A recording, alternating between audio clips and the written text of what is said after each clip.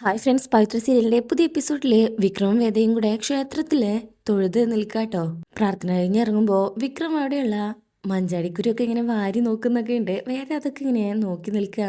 ശേഷം വേദ പറയും, വിക്രം അവിടെ ചെന്ന് ഇരിക്കേ, എനിക്ക് 7 ഒറ്റയടി പ്രദക്ഷിണം കൂടെ ഉണ്ട്. വിക്രം ഞെട്ടിപ്പോവും. 7? അതെ, വിക്രമിന് വേണ്ടിയാ.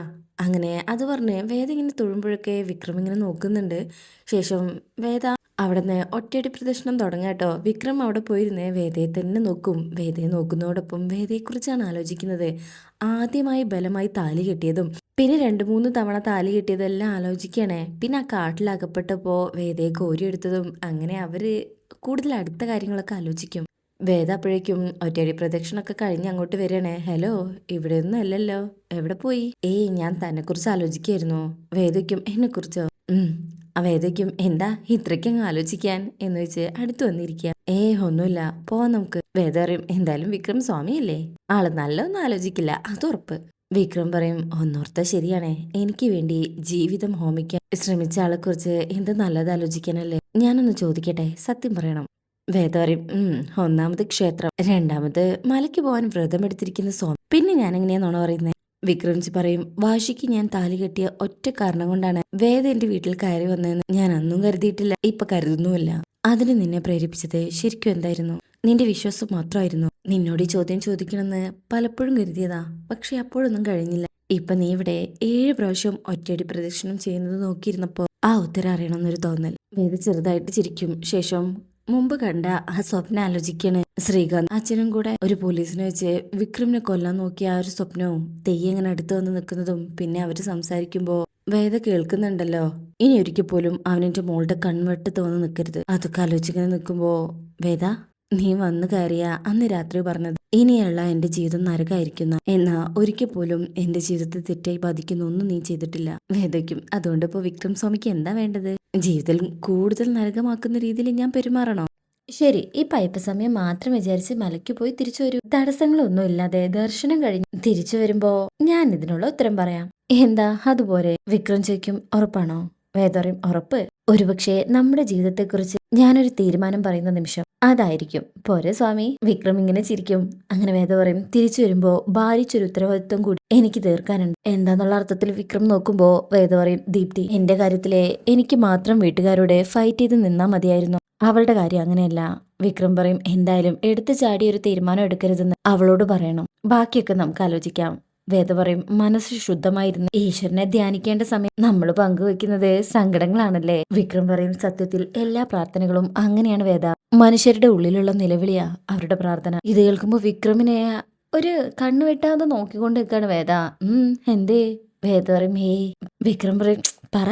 അപ്പൊ വേദ പറയും, ഇങ്ങനെയുള്ള നിങ്ങൾ തന്നെയാണല്ലോ ശ്രീകാര്യം ശ്രീനിവാസിന് വേണ്ടി അടിപിടിക്ക് നടക്കുന്നതെന്ന് ആലോചിച്ചു പോയി. അപ്പൊ വിക്രം പറയും, അതെ, കൂടുതൽ ആലോചിക്കാതെ വരാൻ നോക്ക്, വാ എന്ന് പറഞ്ഞു വിക്രം എഴുന്നേൽക്കും. അങ്ങനെ രണ്ടുപേരും കൂടെ ക്ഷേത്രത്തിൽ നിന്ന് ഇറങ്ങാണ്. അതിനുശേഷം പിന്നീട് കാണിക്കുന്നത് വേദയുടെ സ്വന്തം വീട്ടിലാട്ടോ. ദീപ്തിയുടെ ഭക്ഷണം കഴിച്ചോണ്ടിരിക്കണേ. അമ്മ എന്തോ കൊണ്ടുവന്ന് കൊടുക്കും. അപ്പൊ ഉണ്ടാവും ശ്രീകാന്ത് ഇറങ്ങി വരുന്നേ. പത്മ പറയും, മോളെ ദീപ്തി, നീ അമ്മ പറയുന്നൊന്ന് കേൾക്ക്. ശ്രീകാന്തിനെ കാണുമ്പോ, ശ്രീകാന്തേ നീ ഇടയിൽ കയറി സംസാരിക്കണം. ശ്രീകാന്ത് ദീപ്തിയുടെ അടുത്ത് വന്നിരിക്കും. ഇല്ല, അമ്മ പറഞ്ഞോ. പത്മം പറയും, ഒരാളെ കണ്ടുമുട്ടുക, അയാളോട് ഇഷ്ടം തോന്നാന്നൊക്കെ ഉള്ളത് സാധാരണ സംഭവിക്കുന്നതാണ്. അമ്മ അത് അല്ലെന്ന് പറയുന്നില്ല. പക്ഷെ അങ്ങനെ ഒരാളോടൊപ്പം ജീവിക്കാൻ തുടങ്ങുമ്പോൾ നമ്മൾ ഒരുപാട് ആലോചിക്കേണ്ടതുണ്ട്. നിന്റെ ചേച്ചിയുടെ കാര്യം തന്നെ നോക്ക്, എങ്ങനെ ജീവിക്കേണ്ടതായിരുന്നു അവള്. ഇപ്പൊ നോക്ക്, ഇപ്പോഴത്തെ ആ ഒരു ലൈഫിൽ പോയി ജീവിക്കേണ്ടി വന്നില്ല. ദീപ്തി പറയും, പക്ഷേ ചേച്ചി അതിൽ സന്തോഷിക്കുന്നുണ്ടല്ലോ, അതുപോലെ. അപ്പൊ ശ്രീകാന്ത് വയ്ക്കും, എന്ത് സന്തോഷം ഉണ്ടെന്നാ? നോക്ക്, മിക്കവാറും ദിവസങ്ങളില് ശ്രീകാര്യം ശ്രീനിവാസനുമായിട്ട് അടി, വഴക്ക്, ലോക്കപ്പ്, പോലീസ് അറസ്റ്റ് ചെയ്യുക, ജാമ്യം എടുക്കാൻ പോലീസ് സ്റ്റേഷനിലും കോടതിയിലും കയറി ഇറങ്ങി. ഇതല്ലാതെ അവൾക്ക് എന്തിനാ സമയമുള്ളത്? പിന്നെ വിക്രം മഹാനാണെന്നൊക്കെ പറയുന്നവരുണ്ടാകും. ഇമ്മാതിരി തരികിടയും തല്ലും ഹീറോയിസും ആണെന്ന് വിചാരിക്കുന്ന അവന്റെ കുറച്ച് കൂട്ടുകാരും വിക്രം ഫാൻസ് വർക്ക്ഷോപ്പിലെ ഗുണ്ടായിസത്തിന് കൂടെ നിൽക്കുന്ന അവരെയൊക്കെ കണ്ടിട്ടാണോ അവളുടെ ജീവിതം സന്തോഷത്തിലാണെന്ന് നീ തീരുമാനിച്ചത്?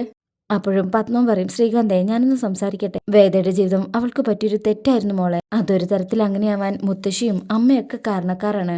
ഒന്ന് ഓർത്തു നോക്ക്, അന്ന് വേദ ഏറ്റവും കൂടുതൽ എതിർത്തവളല്ലേ നീയെ, ശരിയല്ലേ? ദീപ്തി പറയും, എന്താ സംശയം? അന്ന് ഞാൻ അങ്ങനെ പറയാൻ കാരണം ഉണ്ടായിരുന്നു. വേദേച്ചി വിക്രമേട്ടനെ തെരഞ്ഞെടുത്തത് ഒരു ഇൻസിഡന്റിന്റെ പേരിലാണ്. ചെറുപ്പം മുതലേ ദൈവം എന്നൊക്കെ പറഞ്ഞ് മുത്തശ്ശി വളർത്തി വലുതാക്കിയതിന്റെ കഴുത്തിൽ ഒരാൾ താലി കെട്ടിയാലേ മരണം വരെ അതില് അയാളോടൊപ്പം ജീവിക്കണം എന്നുള്ള ഒരു അഭിപ്രായത്തിലായിരുന്നു ചേച്ചി. സ്വയം തെരഞ്ഞെടുത്തതായിരുന്നില്ല ചേച്ചി ആ വിവാഹം. വിധിയെ ചേച്ചി അനുസരിക്കായിരുന്നു. പ്രണയം ഇഷ്ടമല്ല, മാമൂലവും ആചാരങ്ങളുമായിരുന്നു ചേച്ചി അതിന് പ്രേരിപ്പിച്ചത്. അത് പറഞ്ഞ് അനുസരിപ്പിക്കുന്നതിന് പകരം നിങ്ങളെന്താ ചെയ്തത്?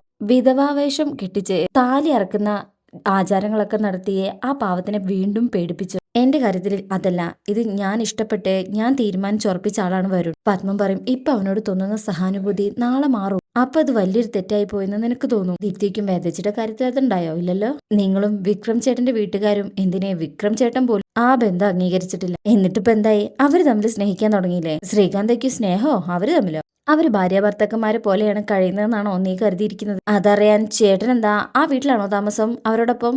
അപ്പൊ ശ്രീകാന്ത് പറയും, അതറിയാം, അവിടെ വേറെ ആൾക്കാരുണ്ടല്ലോ, അവിടുത്തെ കാര്യങ്ങൾ അറിയാൻ ബുദ്ധിമുട്ടൊന്നുമില്ല.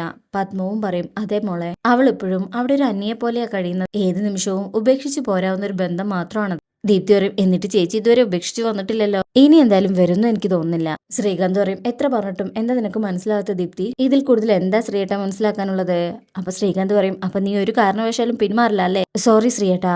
അപ്പൊ ശ്രീകാന്ത് പറയും, എങ്കിൽ നീ ഒരു കാര്യം കേട്ടു, ഈ കുടുംബത്തിനൊരു അന്തസ്വാഭിചാർത്തിയോ അതിന് കോട്ടം വരുത്തിയിട്ട് ഒരു വാസവന്റെ മോനും ഇവിടെ കയറി നെളിയാൻ പോകുന്നില്ല. ഓ, അപ്പൊ അതാണല്ലേ ചേട്ടന്റെ പ്രശ്നം? വരുണിന്റെ ജാതി. ശ്രീകാന്ത് പറയും, അതെ, അത് തന്നെയടി പ്രശ്നം. നിന്റെ ചേച്ചി കെട്ടിയത് ഒരു ദരിദ്രവാസി തെണ്ടിയാണെങ്കിൽ സാമ്പത്തികത്തിലെ വ്യത്യാസമുള്ളൂ എന്നോർത്ത് സമാധാനിക്കാം. പക്ഷെ ഇതിപ്പോ സംഗതി വേറെയാണ്. അങ്ങനെ ഒരു സൃഷ്ടി പണിക്കത്ത് തറവാട്ടിൽ ഉണ്ടാകരുത്. അത് ഞങ്ങൾ സമ്മതിക്കത്തില്ല.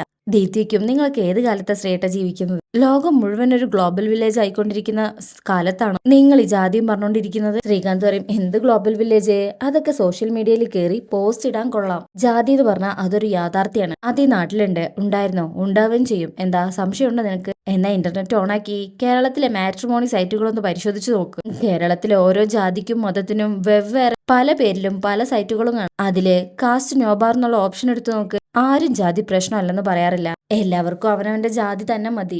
സോഷ്യൽ മീഡിയയിൽ കീർവാണം നടത്തുന്നവർ സ്വന്തം ജീവിതത്തിൽ അത് പാലിക്കാറില്ല. കാരണം അറിയോ, അതൊരു സംസ്കാരത്തിന്റെ ഭാഗം. ദീപ്തിക്ക് നാണമില്ലേ ശ്രീയേട്ടൻ ഇതൊക്കെ പറയാൻ? എന്ത് സംസ്കാരം ഇതിലൂടെ ഏട്ടൻ പറയുന്നത്? കോളേജിൽ പഠിക്കുന്ന കാലത്ത് വിദ്യാർത്ഥി നേതാവായ ഒരു ശ്രീയേട്ടനുണ്ടായിരുന്നു. സംവരണ വിഷയത്തിലും സ്ത്രീധന വിഷയത്തിലും ഏറ്റവും കൂടുതൽ സമരം നടത്തിയിരുന്ന ഒരു ശ്രീകാന്ത് പണിക്കത്ത്. അന്ന് പത്രത്തിൽ ശ്രീയേട്ടന്റെ ഫോട്ടോ അച്ചടിച്ചു വരുന്നത് അഭിമാനത്തോടെ നോക്കി നിന്നിട്ടുണ്ട് ഞാനും ചേച്ചിയും. ശ്രീകാന്ത് പറയും, പഠിക്കുന്ന കാലത്ത് ആൾക്കാർ പലതും കാണിക്കും, അപ്പോഴൊക്കെ ജീവിതം എന്താണെന്ന് അവർ ചിന്തിക്കാറില്ല. ദീപ്തി പറയും, എന്നാ ഞാനത് ഇപ്പോഴേ ആലോചിച്ചിട്ടുണ്ട്. നിങ്ങളെപ്പോലെ പണവും ജാതിയും പദവിയും നോക്കി വില പറയുന്ന ബന്ധങ്ങൾ അതിനേക്കാളും എന്റെ മനസ്സിന്റെ ചോയ്സാണ് പ്രധാനമെന്നാ ഞാൻ വിചാരിക്കുന്നത്. അതാണ് ഞാൻ തെരഞ്ഞെടുത്തിട്ടുള്ളത്. അതിന് മാറാനും പോകുന്നില്ല. ഡി എന്ന് വിളിച്ച് ശ്രീകാന്ത് അടിക്കാൻ ഓങ്ങുമ്പോ ദീപ്തി വിരൽ ചൂണ്ടിയിട്ട് പറയും, തൊട്ടുപോവരുത്. ഗാർഹിക പീഡനത്തിന്റെ പേരിൽ ജില്ലാ ജഡ്ജി ശങ്കരനാരായണന്റെ മകൾ സഹോദരനെതിരെ കേസ് കൊടുത്തൂന്ന് ഒരു വാർത്ത പത്രത്തിൽ വന്നാൽ നിങ്ങൾ പറയുന്ന ഈ കുടുംബത്തിന്റെ അന്തസ്സല്ലേ ഇല്ലാതാവും. ശ്രീകാന്ത് ഛേ എന്ന് പറഞ്ഞ് മുഖം തിരിക്കും. പത്മം പറയും, അസലായി മോളെ, സ്വയം തീരുമാനം എടുക്കാൻ അത് നടപ്പിലാക്കാനും നീ പ്രാപ്തയാ. പക്ഷെ ഒന്ന് നീ ഈ വിഷയത്തിൽ എനിക്കും നിന്റെ അച്ഛനും ചേട്ടനും ഒറ്റ അഭിപ്രായം. അതിവൻ പറഞ്ഞു കഴിഞ്ഞു. അതനുസരിക്കാൻ നീ തയ്യാറല്ലേ? ഞാൻ എന്റെ തീരുമാനം പറയാം. നീ ഇതിൽ നിന്ന് പിന്മാറുന്നത് വരെ ഞാൻ ജലപാനം കഴിക്കില്ല. സത്യം. ദീപ്തി ഒന്ന് ഞെട്ടുന്നുണ്ട്. അതും പറഞ്ഞ് പത്മ അവിടുന്ന് പോകും. ദീപ്തി ഫുഡിലേക്ക് നോക്കി കഴിക്കാണ്ടിരിക്കണേ. പിന്നാലെ ശ്രീകാന്ത് അവിടുന്ന് എഴുന്നേറ്റ് പോവാണ്. അതിനുശേഷം പിന്നീട് കാണിക്കുന്നത് വിക്രത്തിന്റെ വീട്ടിലാണ്. അവിടെ ശ്രീചേർത്തിയുടെ പലഹാരപ്പണികളൊക്കെ നടക്കുകയാണ്. അപ്പോഴേക്കും മാഷ് വന്നിട്ട് പറയും, നീ രാവിലെ മുതൽ ഒന്നും കഴിച്ചില്ലല്ലോ, ഞാൻ ചെയ്യാം പാക്കിംഗ് ഒക്കെ, നീ പോയി കഴിക്കി. ശ്രീജ പറയും, വേണ്ട അച്ഛാ, ഇതിപ്പോൾ കഴിയും. അപ്പം അമ്മ പറയും, പലഹാരങ്ങൾക്കൊക്കെ ഇപ്പം ഡിമാൻഡ് കൂടിയിട്ടുണ്ട്. അപ്പം അതിന് അച്ഛമ്മ പറയും, ഡിമാൻഡ് കൂടുമ്പോൾ ക്വാളിറ്റി കുറയരുത് കേട്ടോ ശ്രീജി, പല കച്ചവടങ്ങളും പൊളിയുന്നത് അങ്ങനെ. ശ്രീജ പറയും, അച്ഛമ്മയുടെ റെസിപ്പിയിൽ ഞങ്ങൾ എന്തായാലും വെള്ളം ചേർക്കില്ല അല്ലേ അമ്മ? അങ്ങനെ സംസാരിച്ചുകൊണ്ട് നിൽക്കുമ്പോൾ ഒരു സ്ത്രീ അങ്ങോട്ട് വരികയാണേ. സുധാകർ മാഷ് വീടല്ലേ? മാഷ് പറയും, അതെ, ആരാ? അപ്പോൾ അവർ പറയും, ഞാൻ അംബിക, കുടുംബശ്രീയിലെ ഒരു ചേച്ചി പറഞ്ഞിട്ട് വന്നത്. അപ്പോഴേക്ക് കമല പറയും, മാഷ അത് ഞാൻ പറഞ്ഞിട്ടാ, എനിക്ക് പലഹാരപ്പണിയാണേ, കവലയിലെ സോണീസ് ബേക്കറി. മാഷ് പറയും, ആ ഗോപി അവിടെയായിരുന്നു കുറച്ച് കാലമായിട്ട്, ഇവിടെ ഒരാൾ ആവശ്യമുണ്ടെന്ന് മോളി ചേച്ചി പറഞ്ഞു, അതുകൊണ്ട് വന്നതാ. അപ്പോഴേക്ക് ശ്രീജ വരും. മാഷ് പറയും, അത് കൊള്ളാലോ ശ്രീജയെ, യൂണിറ്റ് വളരാൻ തുടങ്ങി. ശ്രീജ പറയും, അച്ഛമ്മ നാളെ മുതൽ ഉണ്ടാവില്ലല്ലോ, അപ്പോൾ കൈവഴക്കമുള്ള ഒരാൾ വേണ്ടേ? അമ്മ എവിടെ പോകുന്നു എന്ന് മാഷ് ചോദിക്കുമ്പോൾ കമല പറയും, അമ്മയുടെ വീട്ടിൽ നിൽക്കുന്ന കുട്ടിയില്ലേ, അതിന് ആക്സിഡന്റ് ആയി, അമ്മയ്ക്ക് പോയേ പറ്റൂ അത്രേ. അച്ഛൻ പറയും, ഞാനിങ്ങനെ ഭാവനയൊക്കെ വന്നു പോയിക്കോളാം, അല്ലാണ്ട് ഇങ്ങനെ ഓടി നടക്കാൻ പറ്റുമോ? അപ്പോൾ മാഷ് പറയും, ഓടി നടക്കുന്ന പ്രായമല്ലേ, ഒരു ഭാഗത്ത് അടങ്ങിയിരുന്നൂടെ അമ്മേ. അങ്ങനെ അവർ കഞ്ഞി കുടിക്കാൻ പോകുന്ന സമയത്ത് ഇവരെ കുട്ടി ശ്രീജ അകത്തേക്ക് കയറണേ. അച്ഛൻ പറയും, ബേക്കറിയിലും കമ്പനികളിലൊക്കെ ജോലി ചെയ്തിട്ടുണ്ടാവും, പക്ഷെ അവിടുത്തെ കൂട്ടൊന്നും ഇവിടെ വേണ്ട കേട്ടോ, ഞാൻ ചില കൂട്ടുകളൊക്കെ പറഞ്ഞുതരാം, അതനുസരിച്ച് ഉണ്ടാക്കിയാൽ മതി എന്ന് പറഞ്ഞുകൊണ്ട് അവർ പലഹാരപ്പണി അവിടെ തുടങ്ങാണ്. ശേഷം പിന്നീട് കാണിക്കുന്നത് മാഷ് അപ്പോഴേക്കും കഴിയൊക്കെ കഴുകണേ. കമല അടുത്തുണ്ട്. അവിടെ നന്ദിനി അടിച്ചു വരണേ. വിനായകനും ഇവർ സംസാരം ശ്രദ്ധിക്കണേ. മാഷറിയും ശ്രീജയുടെ പലഹാരപ്പണി മെച്ചപ്പെട്ട് വരുന്നുണ്ടല്ലേ. അതെ, കൊണ്ടു കൊടുക്കുന്നൊന്നും ബാക്കിയായിട്ട് തിരിച്ചെടുക്കേണ്ടി വരുന്നില്ല. അത് തന്നെ വലിയ കാര്യമല്ലേ. നന്നാവട്ടെ. കുറച്ചുകൂടെ വലുതായാലേ ഒരു റൂം വാടകയ്ക്ക് എടുക്കാൻ പറയണം. ഈ വീടിന്റെ എട്ടാവട്ടത്ത് കൊണ്ട് നടക്കണ്ടല്ലോ. അതൊക്കെ വലുതാവട്ടെ മാഷെ. വിഷു അപ്പോഴേക്കും അങ്ങോട്ട് വരും.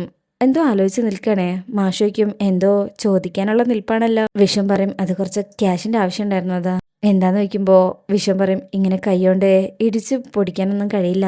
ആവശ്യക്കാർ കൂടുതലാണേ. മെഷീൻ തന്നെ വേണം. തൽക്കാലം ഒരു ഗ്രൈൻഡറോ വേണമായിരുന്നു. അപ്പോൾ തന്നെ വിനായകൻ പറയും എന്തിനാ അത് പുറത്തു കൊടുത്ത് പൊടിച്ചാൽ പോരെ. നന്ദിനി പറയും അതെ, 1 കിലോ അരി പൊടിക്കാൻ 12 രൂപയുള്ളൂ. അത് ചെയ്യാം, പക്ഷെ ക്വാളിറ്റിയുടെ കാര്യത്തിൽ ഉറപ്പുവരുത്താൻ പറ്റില്ല. 6 മാസം കഴിഞ്ഞാലേ ശ്രീജയുടെ ലോണ് കൂട്ടിയെടുക്കാൻ പറ്റും. അപ്പൊ തിരിച്ചു തരാനുള്ള പാകത്തിന് തന്നാൽ മതി. മാഷോയ്ക്കും എത്ര വേണം? ഒരു 1.5 ലക്ഷം രൂപയെങ്കിലും വേണം. അത്രയും കാശിനിപ്പോ വിനായകനോട് വയ്ക്കും നിന്റെ കയ്യിൽ എന്തെങ്കിലും ഉണ്ടോടാ? വിനായകൻ പറയും നന്ദിനി പറയും നല്ല കാര്യമായി. 1.5 ലക്ഷം രൂപയൊക്കെ വിനായകൻ ഒന്നിച്ച് കണ്ടിട്ടുണ്ടോന്ന് തന്നെ സംശയം. അമ്മ ഇങ്ങനെ നോക്കുമ്പോ അയ്യോ അമ്മ നോക്കണ്ട, ഞാൻ കാര്യമായിട്ട് പറഞ്ഞതാണേ. വിനയേട്ടന് ശമ്പളമൊന്നും ഇല്ലല്ലോ, ഈ കമ്മീഷൻ മാത്രല്ലേ ഉള്ളൂ. മാഷേ എൻ്റെ ഒരു വളയുണ്ടേ, അത് പണയം വെച്ചാ പോരെ. മാഷ് പറയും പിന്നെന്താ ബുദ്ധിമുട്ട്? പത്തായത്തിൽ വെച്ചിട്ടാണോ പുരപ്പുറത്ത് അന്വേഷിക്കുന്നത്? അത് എടുത്തു കൊടുത്തേക്ക്. ഇത് വിനായകനും നന്ദിനിക്കും പിടിച്ചിട്ടില്ല. ഞാൻ അച്ഛന് ഭക്ഷണം കൊടുത്തിട്ട് എടുത്തു തരാന്ന് പറയുമ്പോ വിശ്വം പറയും മതി, നീ എന്തെങ്കിലും കഴിച്ചോടാ? ഇല്ല ഞാൻ കഴിച്ചോളാം, ശ്രീജയും കൂടെ വരട്ടെ എന്ന് പറഞ്ഞ് വിശ്വം ശ്രീചേട്ടത്തിൻ്റെ അടുത്തേക്ക് പോകും. അല്ല വേദനയും വിക്രത്തിനെയും കാണുന്നില്ലല്ലോ, അമ്പലത്തിൽ പോയിട്ട് ഇതുവരെ വന്നില്ലേ? കമല പറയും അവർ വന്നോളും മാഷേ എന്ന് പറഞ്ഞിട്ട് ഇവരകത്തേക്ക് പോവും. അവർ പോയി കഴിഞ്ഞാലേ നന്ദിനി പറയും ഹോ വന്നപ്പോ വിക്രത്തെ കാണാതെ അച്ഛന് നിൽക്കാൻ പറ്റില്ലെന്നായി.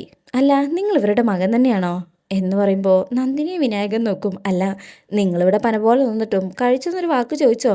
ഇല്ലല്ലോ എന്ന് പറഞ്ഞാൽ നന്ദിനി അകത്തേക്ക് പോകും. അപ്പോൾ വിനായകൻ അതേക്കുറിച്ച് ഇങ്ങനെ ആലോചിക്കുന്നത് കാണിച്ചിട്ടാണ് ഈ ഭാഗം കഴിയുന്നത്. അപ്പോൾ പ്രൊമോ ഇഷ്ടമായിട്ടുണ്ടെങ്കിൽ ലൈക്ക് ചെയ്യുക, സബ്സ്ക്രൈബ് ചെയ്യുക, സപ്പോർട്ട് ചെയ്യുക. താങ്ക്